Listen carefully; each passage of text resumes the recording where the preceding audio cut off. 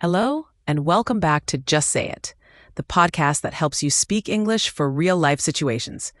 In this episode, we're learning how to ask for help in English. You'll hear phrases like, "Can you help me?" "I don't understand," and "Where can I find?" Listen, repeat, and get ready to speak up with confidence. Let's go. Okay, let's talk about something I think everyone, absolutely everyone, has run into. Have you ever been in a spot where, you really needed a hand, but actually asking for it felt weird? Or the words just wouldn't come out right? Oh, absolutely. That hesitation is so common. Right, I know I felt it. So today we're going to explore this whole area, the art, and maybe the science too, of asking for help.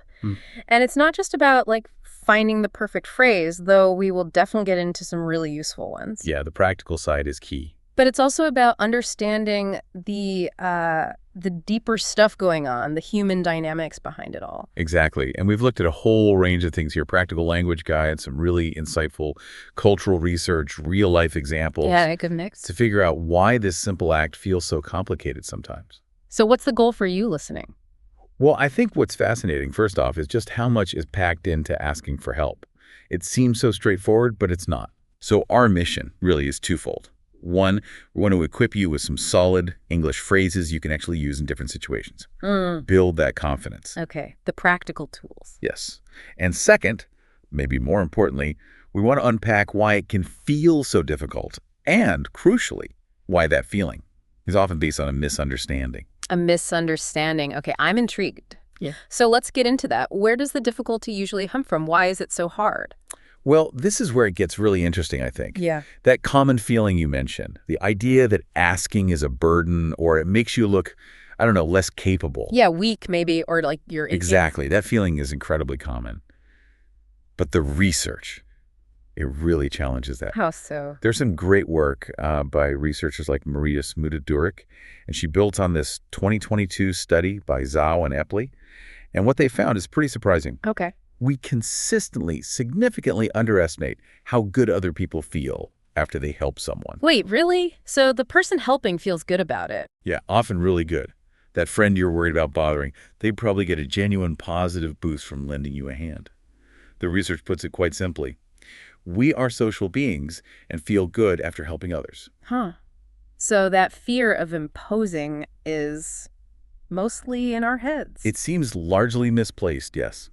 People actually tend to like helping. That's a huge takeaway right there. Wow. Okay. So if people like helping, why is it still so hard for us? What are the barriers then? Well, you can sort of break it down into two main camps. There are the internal factors. Okay. Like what? Like sometimes you just genuinely struggle to figure out what you need. Or maybe you know what you need, but you can't quite articulate it clearly. You don't know how to explain the situation. Right. Putting it into words can be tough. Exactly. And then there are the external factors or perceived external factors, maybe. Which is the fear we talked about. Yeah, the fear of being seen as weak or incompetent or, imposing. And that can feel like a real threat to our self-esteem, how we see ourselves. That makes sense. So if you listening have ever felt that awkwardness, that hesitation, well, you're definitely not alone. Not at all. And what this research suggests is that the barrier is often more about our own internal perceptions and anxieties than about the reality of whether someone will actually help. Precisely. And speaking of reality, our cultural background plays a surprisingly big role in all this, too. Ah, culture. Right. How does that fit in? Well, if you zoom out a bit, you see that cultural values really shape our whole attitude towards asking for and giving help. The big contrast is often between, say, individualistic and collectivistic cultures. Okay, explain that difference. Sure. So individualistic cultures, think places like the US, Germany, Australia, maybe there's a really strong emphasis on self-reliance, independence. Doing it yourself is highly valued. Right. Pull yourself up by your bootstraps, that kind of idea. Exactly. So in that context, asking for help can sometimes, not always, but sometimes be seen as, a sign of weakness. Like you couldn't handle it on your own. Okay. And collectivistic cultures. It's a different focus. Think many Asian cultures or places like Portugal, Mexico.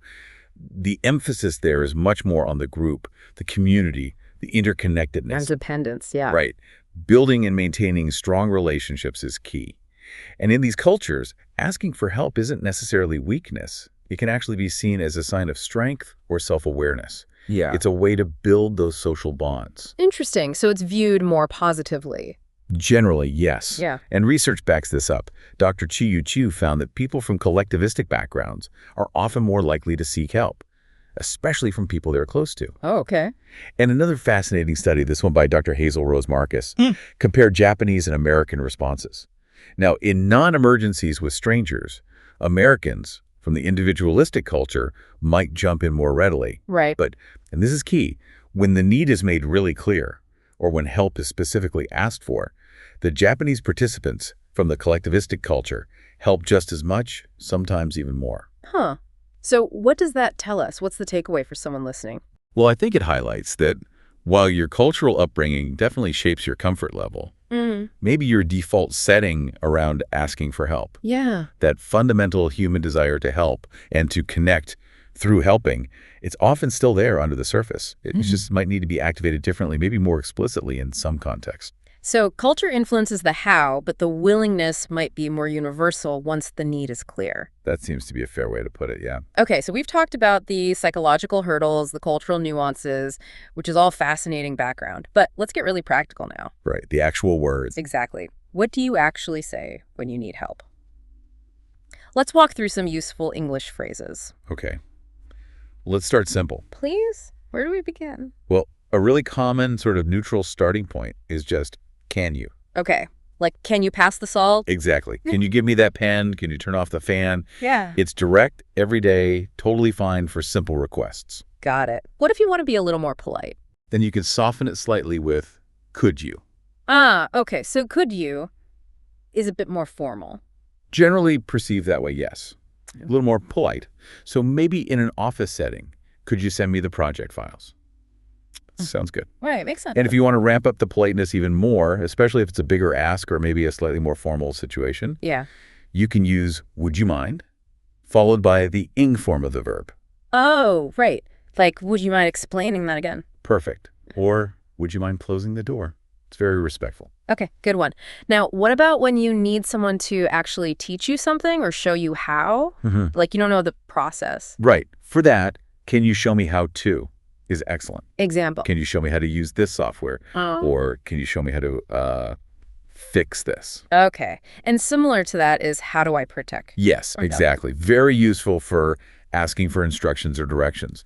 How do I get to the station from here? How do I set up this printer? Simple, direct. I like it. Okay, what if you need physical help? Like actually lifting something or tackling a task together?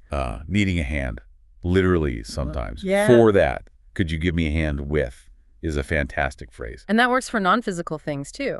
Absolutely. It could be, could you give me a hand moving this desk? Or could you give me a hand figuring out this problem? Both work. Versatile. Okay. Any others like that? Very similar. Can you help me out with, like, can you help me out with my presentation? Or you might hear people say, could you lend me a hand? Or just, could you assist me? Same idea. Got it. So lots of options for asking for a hand. What about just being really direct, like just stating you need help? You could definitely do that. Something like I need help is perfectly clear. Just like that. I need help. It's usually better to add specifics. So I need help finding my keys, or I need help understanding this chapter. Adding the what makes it actionable. Right. Context matters. Yeah. And slightly different is I need your help with. Okay. What's the difference there? Using your often implies that the person you're asking has some specific skill or knowledge, or they're uniquely positioned to help. Like, I need your help reaching that high shelf because they're tall, or I need your help with this code because they're the expert. Ah, okay. It acknowledges their specific ability. Exactly. And you can also just state the problem directly. I'm struggling with this. I don't know how to do this. I'm a bit confused here. That signals the need for help too. Okay. So lots of ways to ask politely or directly. Is there anything we should avoid saying? Yes, definitely. There's one crucial warning. Okay. The words help or please help me, shouted or said with real urgency. Those should be reserved strictly for emergencies. Ah, right, like real danger or injury situation. Precisely. Accidents, medical issues, feeling threatened, using help. For, help. I can't find the coffee filters. Okay. It diminishes the word and can cause unnecessary alarm. Good point. Save the exclamation points for real emergencies. Absolutely. Stick to the calmer phrases for everyday needs. And it's not just the words, is it? How you ask matters too. Hugely important. Your tone of voice, keep it friendly, not demanding. A smile, if appropriate. Open body language. It all signals that you're making a request, not issuing an order. Makes the other person more receptive. Definitely. Huh. And the final piece, always. Say thank you. Yes, always follow up with gratitude. A simple thank you is essential, but you can vary it. Thanks so much. That was incredibly helpful. I really appreciate you taking the time. I couldn't have done it without you. Why is that so important? Well, firstly, it's just polite. But also, it reinforces that positive feeling for the helper we talked about earlier. It makes them feel good, appreciated, and more likely to help you or others again in the future. It closes the loop nicely. Okay, that makes perfect sense. Build that positive reinforcement cycle. Exactly. So we've covered the psychology, the culture, the practical phrases. Let's shift gears a bit and talk about the impact. Why is mastering this skill actually beneficial for you, the listener, beyond just getting the immediate task done, I mean? Right. Because it's about so much more than just solving one problem. It's really about personal growth. How so? Well, first, let's reiterate that key point. Asking for help is fundamentally a sign of strength. It shows you're responsible, you're willing to learn, you're not letting ego get in the way of progress. It's confident, not weak. Okay, framing it as strength. I like that. And when you embrace that, the positive impacts are huge across different parts of your life. Think about learning and skill development. Right. Asking for help just accelerates everything, whether it's figuring out guitar chords or kneading dough properly or understanding, I don't know, calculus. Or using new software at work. Exactly. Or putting together that piece of furniture. Asking someone who knows cuts down the learning curve massively. Saves a lot of frustration, too, which And leads to the next point, maybe. Problem solving. Yes, enhanced problem solving and efficiency. Why bang your head against a wall trying to fix the Wi-Fi for an hour when a quick question to a neighbor or tech support could solve it in minutes? Good point. Saves time, reduces stress. Totally. Think about navigating a new city or even just finding something specific in a big store. Asking saves so much hassle. And what about relationships? Huge impact there. Stronger relationships and trust. When you ask for help, especially appropriately, it can actually build connection. Oh. It shows vulnerability, which builds trust. It allows others to contribute to your life, which fosters closeness. Think about collaborating on a project at work, asking a friend for advice, even asking someone to introduce you at a party. It creates bonds. That's a really positive way to look at it. Vulnerability as a connector. It really can be. And all of this leads to increased confidence and well-being. Okay, tell me more. Well, knowing you can successfully navigate challenges by drawing on the help of others reduces stress. It makes overwhelming situations feel more manageable. You become more comfortable tackling new things, whether it's starting a fitness routine, figuring out time management, or even getting financial advice. You feel more capable overall. So it's like a positive feedback loop. You asked for help, you succeed, you feel more confident, you're more willing to ask for help next time. Precisely. And each time you do it, especially if you're practicing your English, you're not just solving that one problem. Right. You're building communication skills, you're building that confidence muscle, you're honing life skills that just serve you everywhere. It really is like a superpower for growth. A superpower. I like that framing. Okay, so as we start to wrap this up, what's the main message you want people to take away from our conversation today? I think fundamentally it's that asking for help is so much more than just a simple request.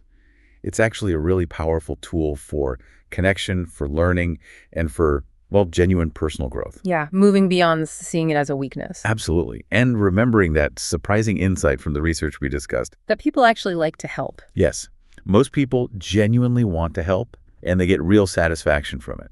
So when you ask your ask, you're often giving them an opportunity.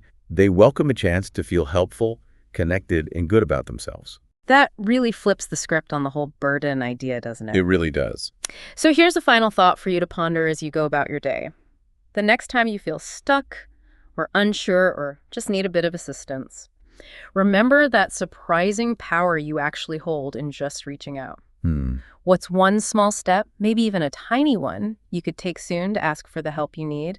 And just imagine what new connection or insight or maybe even opportunity might that simple act unlock for you. Something to think about. Definitely. Thank you so much for joining us for this exploration today. My pleasure.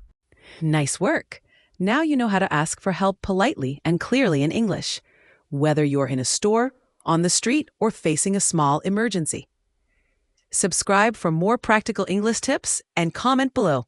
What's a time you asked for help in English? Thanks for listening to Just Say It. See you in the next episode.